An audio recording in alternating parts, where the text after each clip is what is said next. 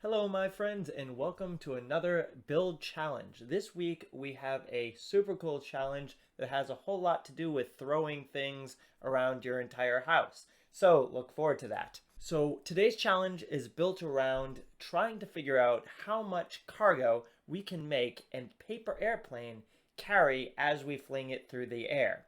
It's a super simple challenge as far as materials, but it's pretty complicated when you get into the aerodynamics of how we're going to make our airplane. To start off with, let's look at all the things that we need.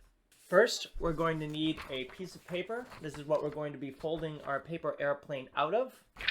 Next, we're going to want some tape, and how you use this tape is going to be up to you. We'll get into that in a minute. And last but not least, you're going to need some cargo so that we can test how much weight we can actually put on our paper airplane.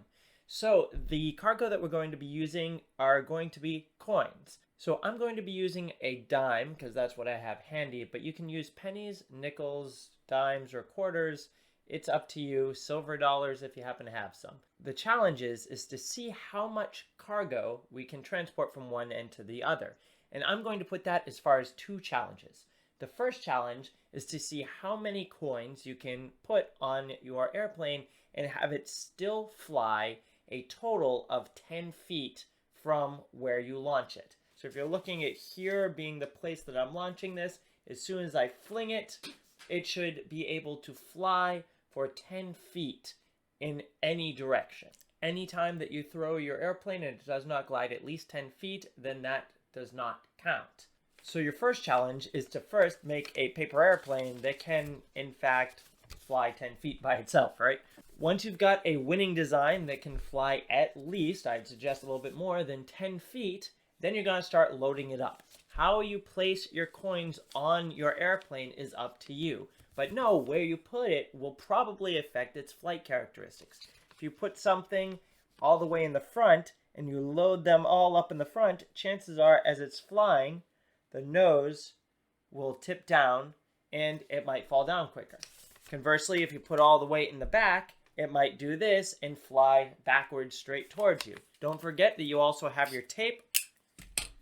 Feel free to stick your money kind of interestingly dispersed below it as well.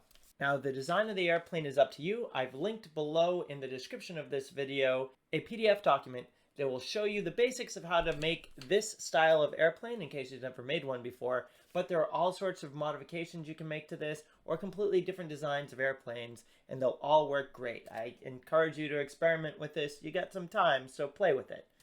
I always like the idea of adding like a top rudder kind of fin thing to it. Just looks cooler in my opinion. Remember, again, you still have some tape. So if you find your airplane is unfolding, tape is a great way to make it just a little bit more structural so that it will stay together and hold together nicely. So that's it. That's your challenge. Now, I said that there were two things I was looking for this challenge. One, to see how much cargo, how many coins you can move across a 10-foot gap. However, I also want to put the next challenge, if you happen to have a bunch of coins lying around, see how much money in currency you can go.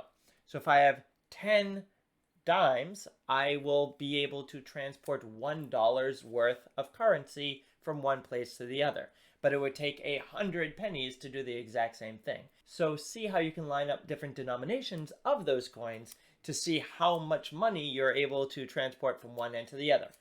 Remember, this must be coins. Don't put a $100 bill on there and say you won the day. That doesn't count. Coins. Must be coins. Don't forget to show your work, take pictures, videos, and submit them. Have fun building, and I can't wait to see what you guys come up with and how you approach this challenge. Good luck, guys, and I'll see you in class.